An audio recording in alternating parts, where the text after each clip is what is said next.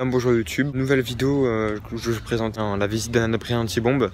Je vous laisse avec les images.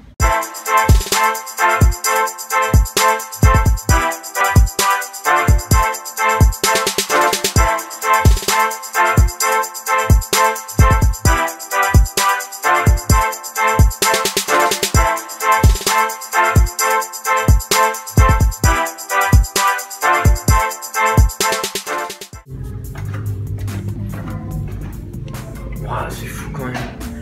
C'est un abri anti-bombe, regarde. Créé par deux lois en 1935 et 1938, des moyens sont mis en œuvre par les Allemands pour protéger la population civile de Lorient. Terminé en septembre 1941, c'est l'un des premiers à être aménagé. C'est vraiment super. C'est franchement... Enfin, ça fait vraiment bizarre de se dire qu'il y a des gens qui étaient là, quoi. C'est vraiment bizarre. À l'intérieur de l'abri anti-bombe, l'éclairage et la ventilation est actionné par un pédalier. Dans cet abri anti-bombe, il peut accueillir 400 personnes. Alors ici, à côté de moi, il y a des toilettes turques. Alors il faut savoir que dans les abris anti-bombe, c'était un luxe d'avoir des toilettes turques. Enfin, juste d'avoir des toilettes. Là, pour le coup, il y en avait deux. Faut savoir que là, c'est la vraie entrée de l'abri anti-bombe. Enfin, une des vraies entrées, c'est qu'il y en avait deux. Et celle par où on est entré, c'est celle qu'ils ont faite après pour justement pour aller le trouver, cet abri anti-bombe, parce qu'il avait été oublié après la guerre. Alors là, c'est marqué défense de fumée en français et puis en allemand juste ici.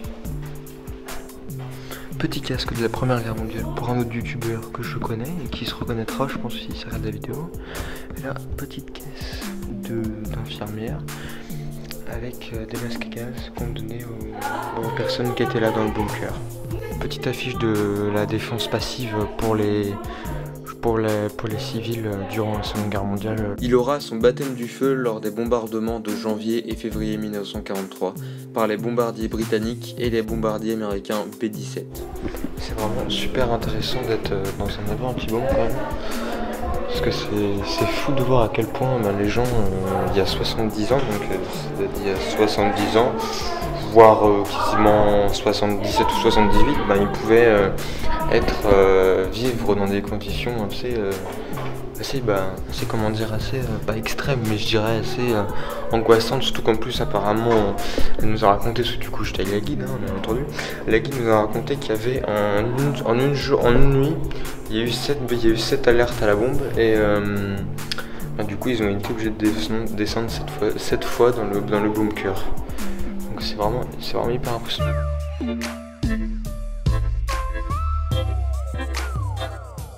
Conservé en grande partie dans son état d'origine, il est aujourd'hui un lieu de mémoire.